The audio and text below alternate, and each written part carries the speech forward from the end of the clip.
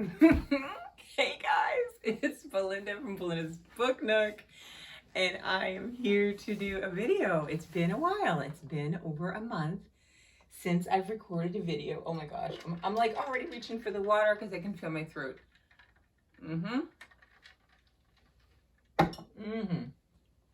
It's been a while. I apologize. I thought I was talking to my husband the other day, and I'm like, oh, everybody's probably unsubscribed from my channel. I hope not. I hope I'm not talking to the air and that's it. I look forward to reconnecting with everybody. I have to figure out what the rest of the summer schedule will be like, and then in the fall I'll jump back in and try to be very much more regular like I was prior to these two absences, because I realized that I've kind of been choppy probably for the last 3 months at least, maybe 4. But I want to hear how you guys are. I'm doing well. Summer is rolling along, but we are in the middle. I don't know when I'm going to post this, so I don't think we'll be done by the time I post it, so I'll probably still be in. But we are in an official heat wave for, it seems like, for the unseeable future. Actually, really, I think it has to be 3 days of 90 degrees, but it is supposed to be for at least 5 days to 6 days over 90 degrees. And like I can hear how I'm breathing even. It's very humid and heavy, like feeling soupy. So I've got all of the blinds drawn. I have a little bit coming out of this window, but that's it. And after I'm done, I'm going to close it. I'm trying to conserve the coolness in the house as much as possible and try not to use too much electricity, because you know how that happens, and then and then everything goes down and nobody has anything. So I'm being mindful of that. Ella, the puppy, is doing well. She's almost 6 months, which seems like wow, but she's only been with us for about, I got her, I think it was the end of April, so May, June. So she's been here almost 3 months. So that doesn't seem that long.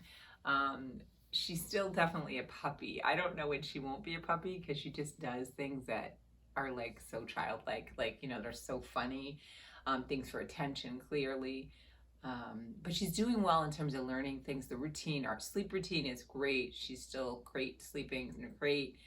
And it's just funny because it's like, you know, we tell her, Ella, it's time to go to bed, and she kind of, you know, meanders along, and then she tries to stall, and she gives you the cute little eyes, and then finally she just walks and she gets in and she plops down and looks up at us. So that's great. And I have her in there usually at 9, and about 6:30 I take her out in the morning, and then she's out for the rest of the day, and she can walk around the house, and then, you know, I take her to eat and go to the bathroom and stuff.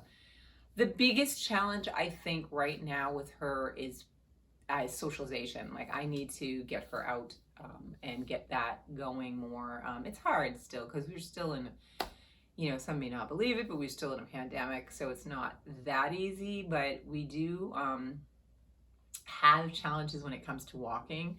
She's okay on the leash. She's still a puppy and does the back and forth, but she does this whole thing where she sees a person or a dog and she just she wants to jump on them. So that is still a work in progress, and people tell me that sometimes it can take a while, so we're working through that. Other than that, she's great. My boys love her. She has definitely found a home and a place here, and it's really great having her. So that's been keeping me occupied. In terms of my reading, because this isn't a dog channel, I have been reading, but slower. And I always say that with me, it ebb and flows. You know, there's some months I'm like, whoa, I read, 4 books or 5 books, which is miraculous for me. And then there's another month that'll be like, I got 1 and maybe 3/4 of a book done. So I have been reading. It's just trying to figure out, one of the things that I think, I think my book journal and my way that I organize this channel, I think it's nice to keep kind of revisiting how it's structured. And I like seeing how some of my friends are doing like summer TBRs versus, June, July, August TBRs.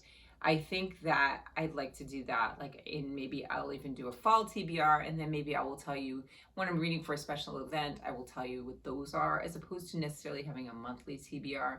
I feel like the monthly puts a lot of pressure that it really never, which never ends up happening.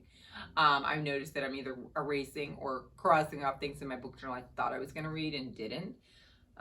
So, I will do, and when I say TBR, I always say it's books that a list of books that I'm going to choose from, because I usually go more books than I'm going to be able to read possibly. So today, what I want to just share with you is just some books that I've got, like a summer haul, like some of the books I've gotten over the past few months. And I don't know if I shared them all with you. Like, I don't know if I got some books for my birthday, and I don't know if I shared those with you.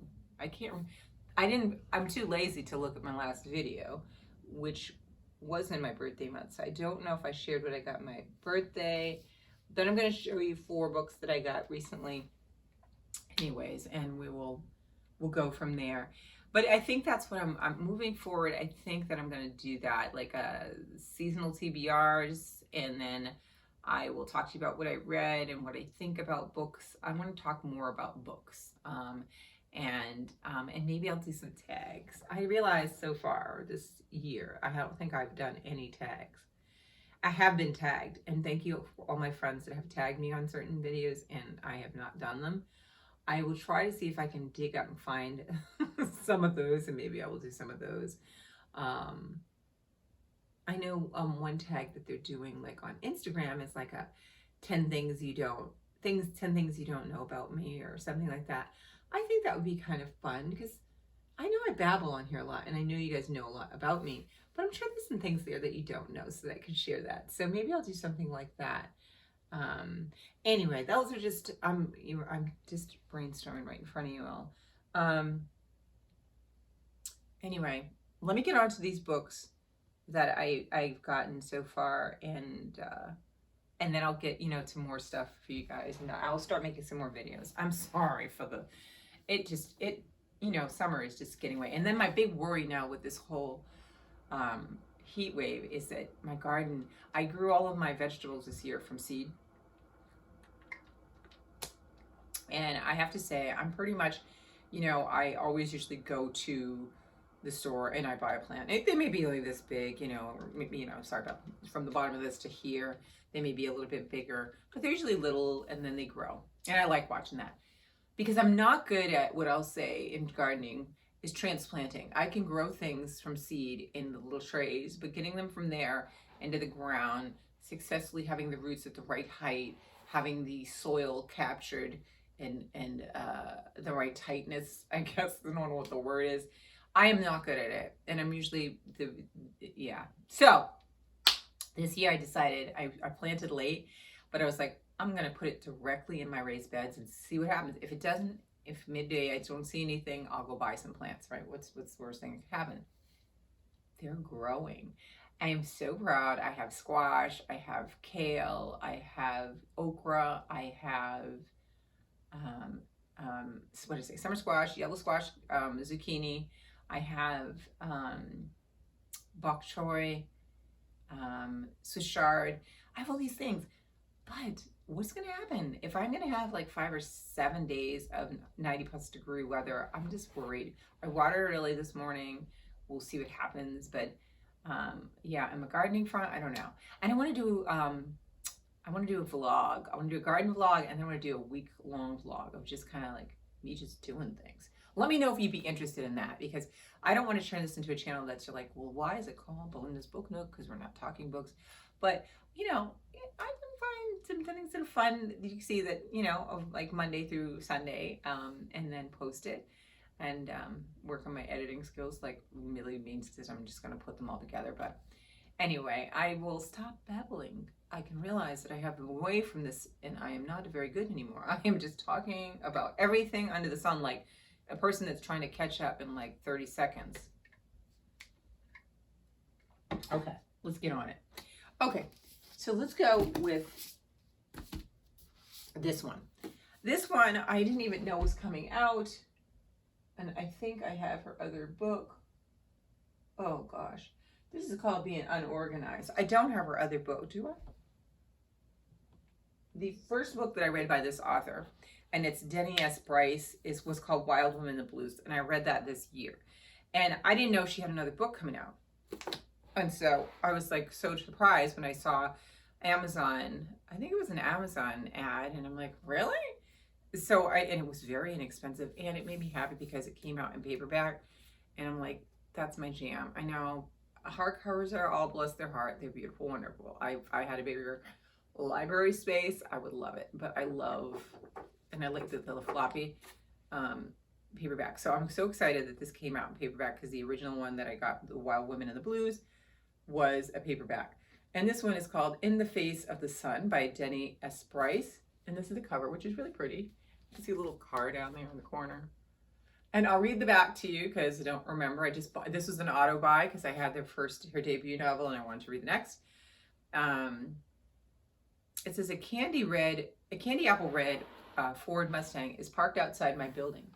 Unmistakable my Aunt Daisy, the driver, is an audacious woman that no one in our family actually speaks to. They only speak about her and not glowingly. Still, she's part of my escape plan. And then it says 1928, Los Angeles. I love that she writes like back in time. I think it's great. And I think the other one was 20s or 30s as well. It kind of does, this one does a dual timeline. So it says 1928 Los Angeles, the newly built Hotel Somerville is the hotspot for the city's glittering African-American elite. It embodies prosperity and dreams of equality for all, especially Daisy Washington, an up-and-coming journalist. Daisy anonymously chronicles fierce activism and behind-the-scenes Hollywood scandals in order to save her family from poverty.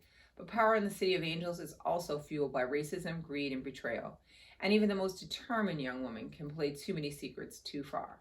1968 Chicago. For Frankie Saunders, fleeing across America is her only escape from an abusive husband. But her rescuer is her reckless, profane Aunt Daisy, still reeling from her own shattered past. Frankie doesn't want to know what her aunt is up to, so long as Daisy can get her to LA in safety. But Frankie finds there's no hiding from long-held secrets or her own surprising strength. Daisy will do what it takes to settle old scores and resolve the past, no matter the damage. And Frankie will come up against hard choices in the face of unexpected passion, but must come to grips with what they need and what they've left behind and all that lies ahead. So I don't know. We'll see what it's, I haven't heard anything about it. I just know that I read her first book and I enjoyed it. So I'm like, let's go for it. Let me know if you've heard of this. Oh, the back is nice too. It's really pretty cover. Let me know if you have heard about it and if you heard any good things. Well, what you've heard about it, if it's good. But so this is one that I bought and I was pretty excited about it. Now this one I was really looking forward to, and I don't know if I have the first one over here. Is it down here? Oh, why can't I ever have books together? Well, maybe in one of my future books videos, I will show you the first one so you can see how beautiful they look together. I love books when you kind of get a collection. This one, I also had the debut novel by this author, Nikisha Afia. I believe that was her debut, and it was called Dead Dead Girls. It was a Harlem Renaissance mystery, and this one is another Harlem Renaissance mystery, and this one's called Harlem Sunset. Now get ready for the cover, and again, I'm happy it's paperback. Look. Beautiful, right? I'm loving it. I really love this. I love the color. I love her dress. I love the whole everything, right? It looks like a keyhole that we're looking through or something. Yeah, I love it. I just can't wait to read this one. Just a riveting Harlem Renaissance mystery featuring Louise Lloyd, a young black woman working in a hot new speakeasy when she gets caught up in a murder that hits too close to home. This one is set in also the 1920s. I really enjoyed the other one, and I'm looking forward to this one. So this is another one, and I'm just so excited. Look, it makes me happy. Look, they take up so much less space than a big old clunker hardcover. I know a lot of people love them, Now, moving on to the next book, I had to get it in hardcover because this is all it came in, and I had to. This will be an auto-buy author for me. I just completed, was it last month or the month before, her debut novel, which was called Island Queen, and I don't have it here, with the one with the gorgeous turquoise cover and the woman on the front with the feather on it. Oh, it was, oh, was it so good? I did not do a review. Maybe I will do that book talk about it. Probably everybody's talked about it since then, but that was so great. And again, I did not know. I've kind of been disconnected with, usually I try to keep up and find out about the authors that I do like, or just, what's upcoming books. But I did not know that this author, Vanessa Riley, had written another book. I just finished her first book and loved it. And this one is another absolutely gorgeous cover. It's called Sister, Mother, Warrior, a novel by Vanessa Riley. Look at the cover. Let's first look at that. It is another historical fiction, but this one is focused on a woman, I believe, in Haiti. There's very little facts that she was able to use, and then she reimagines it. But what I do like about her books is she does do her research, and she doesn't, when people reimagine, but sometimes they reimagine and they put so much fluff, or I think her ability to kind of stick to try to be real. It's not, she doesn't make it fluffy. The topics of the last one involve slavery, and she brings it in there, but she brings it in there without it being so heavy that you can't read it. The last one was, if you haven't read it, it was phenomenal. It's a good one to read. So this one, I'll read a little bit back to you, or the inside to you about this one, but I'm all here for it. Let's also just celebrate the deckled edges and the pages, which we love. And the beautiful thing looking here, inside here, which makes me really happy, is like on some of the pages, she's got leaves, but she also has, let's see if I can find it. Let me see if I could find, I thought I had seen it here. Yeah. But I know it's gonna be great. You know how you just kind of have a feeling, like the last one, I think she did a great job. I thought this one had yeah, it does. It's got like inside in here, it's got a little map, and it gives you an idea, of the places that she's talking about. So I'm here for it. Yeah, see, I like how in the chapters she's got the leaves on them. So, okay, so this one is acclaimed author of Island Queen, Vanessa Riley brings a reader a vivid, sweeping novel of the Haitian Revolution based on the true life stories of two extraordinary women. The first Empress of Haiti, Marie-Claire Bonheur. I don't know how to pronounce it, so please forgive me. And Gran Toya, a West African-born warrior who helped lead the rebellion that freed the enslaved people of Haiti. This one is just like, it's just going to be, first of all, I'm enjoying reading her books, being in the Caribbean and hearing about slavery as it impacted the people in the Caribbean. And then I do know a bit of the history with regards to the Haitian Revolution, but only as in mentioned in other books. So this will be really nice to have something that's kind of focusing on it. And I'm hoping, I don't know if she gives you any back here, I'm hoping to, I don't see any, but I'm hoping, she has notes of where she, her bibliography. So I might be able to find some good recommendations of other books that might cover that, because I would like to learn more. So I think it's a great opportunity to learn more while being involved and enthralled with the story that she creates. And she always has very strong women. Strong women, when I say strong women, not strong women as in the stereotype Black strong women, but vulnerable. They're still vulnerable. They still are human. They still have feelings. They still have struggles, but strong in the terms of their perseverance, and they keep trying even in the midst, in the face of challenging, difficult times. So, and I love that. So I'm looking forward to reading this one. I don't know. I don't want to bump everything off to read it, but I want to try to read this soon. So it may be in the next 2 months, me making it onto my my TBR. So there's that one, which I was super happy. And this one was a library haul. I found out that I missed this library's book sale, which is every summer. And I swear, I don't believe that I missed the date. I think it's because Ella was here that my brain was just not focusing on the calendar. And I missed it. So they have some of the books that they still have left over. They'll slowly filter them through in this little small section of the library. And so I took a chance and went down there, and I was so happy to find this one because I really love this author's first book that I read, and it was called, hold on, I'll tell you the name of the one I read. And the good thing about her is I have some backstories, you know, like a backlist that I can read of hers. The Story Hour. That was the first book that I read by this author, and apparently she's written lots of stuff. The one she's best known for is The Secrets Between Us, but the name of this book is called Honor, and it happens to be on Reese Book Club, so she's got that stupid sticker on it. Okay, stupid.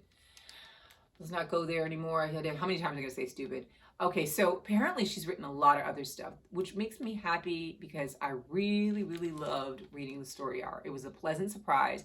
It was a book that I had bought a while back, meaning like years back, on Barnes & Noble, our Barnes & Noble that's now closed, on their bargain table. And I was like, oh, sounds interesting.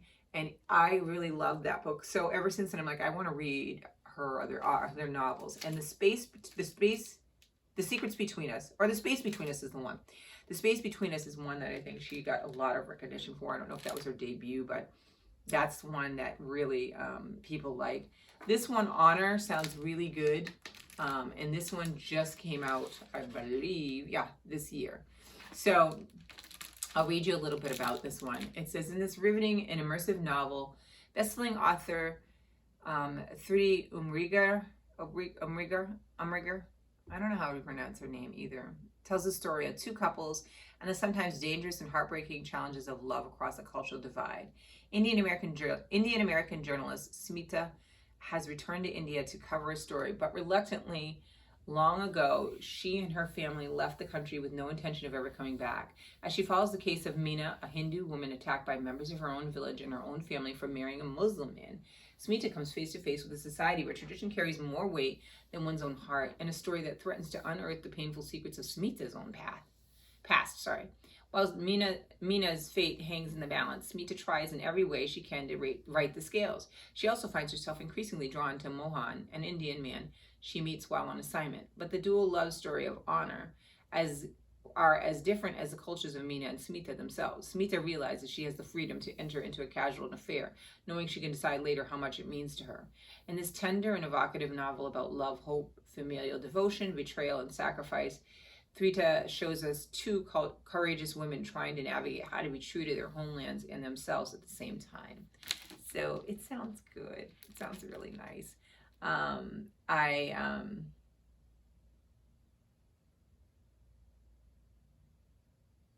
Yeah, it's got some really nice write-ups in the back. So I'm so happy, but you want to know what makes me even happier about this is, well, I'm still not happy it's a hardcover, but I'm happy I paid $2 for it. $2. Because you know, if I bought it, it says here $26.95. So maybe on Amazon I would get it for $23, but not for $2. So I got it for a great price, and I think what I'm going to do is take off the plastic and then just go with the cover, and that way I won't have to have the library stuff on there and all that, you know. Yeah, so there's that. So those are the 4 books that I just bought recently. I can show you something else too. Do I have it? No, I don't have it here. All right, I'll show you in my next video. I have some fun things to show you. Anyway, let me know how you guys are doing. I know that I probably took up way too much time. I don't know how long this video is. I'm not back in the swing of getting them out fast. I'll definitely be making more videos. I'm really sorry for the delay, but I have been just trying to kind of keep up with summer. I hope you're enjoying your summer. Let me know what you guys are reading now, and let me know if you guys would be interested in a week vlog. You know, I see people do them. They'll, you know, take little snippets of video each day, and then at the end they put it together for one video, like, you know, vlog. So I'm definitely going to do a garden one. If there's any garden that survives through this week long heat wave, I'll do some footage of the garden as well and do a garden vlog. But I hope you all are well, and I can feel my throat is dry, so I'm gonna let you guys go. But I'll talk to you later, and keep reading. I'll talk to you soon. Bye.